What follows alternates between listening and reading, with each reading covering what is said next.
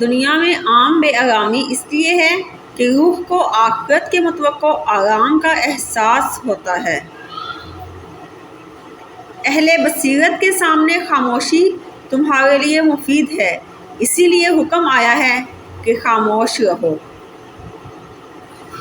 اے عزیز، بوڑھا وہ ہے جو عقل کا بوڑھا ہو، یعنی بزرگ ہو، نہ کہ داڑھی اور سر کے بالوں کی سفیدی ہو۔ اگر تم کسی جھگڑے سے تنگ دل ہو تو تمام دنیا کی فضا کو تنگ دیکھو گے۔ مولانا جلال الدین رومی۔ وہ لوگ جن کی نگاہیں جامد نہیں ہیں وہ باطنی ترقی کرتے ہیں اور حجابات کو چاک کرتے ہیں۔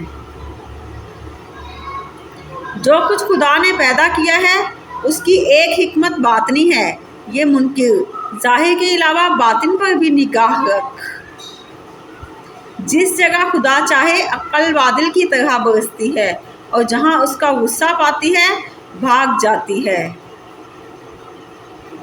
جو شخص اشارے کو بخوبی سمجھ جائے اس کو صاف کہنے کی ضرورت نہیں ہوتی۔ مولانا جلال الدین رومی۔ خدا جب کسی بدبخت کو دکھ دینا چاہے تو وہ بدقسمت ناشکری کا راستہ اختیار کر لیتا ہے۔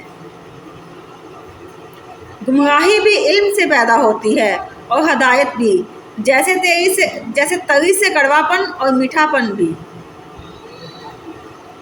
دوستی ہی کے ذریعے سے محبت اور عداوت پیدا ہوتی ہے اور غذا ہی کے ذریعے سے صحت اور مرض لاحق ہوتا ہے۔ جو شخص تعلیم کو قبول نہیں کر سکتا وہ شخص یقیناً قابل گویائی نہیں ہو سکتا۔ اگر ہر بےہودہ محض اپنی عقل کے ذریعے سے حقیقت کو پا لیتا تو اللہ تعالیٰ اتنے انبیاء علیہ السلام کو کاہے کو بھیجتے؟ عقل حقیقی وہی ہے جو اپنے خالق سے فیض یاب ہو۔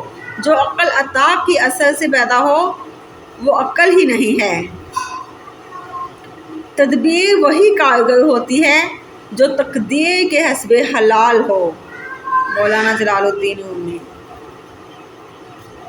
جو شخص نیک اور ہوس سے آزاد ہو وہی اصل بادشاہ ہوتا ہے۔ مولانا جلال الدین رومی۔ خاموش رہو، صرف خدا ہی تمہارے دل کا بوجھ ہلکا کر سکتا ہے۔ مولانا رومی۔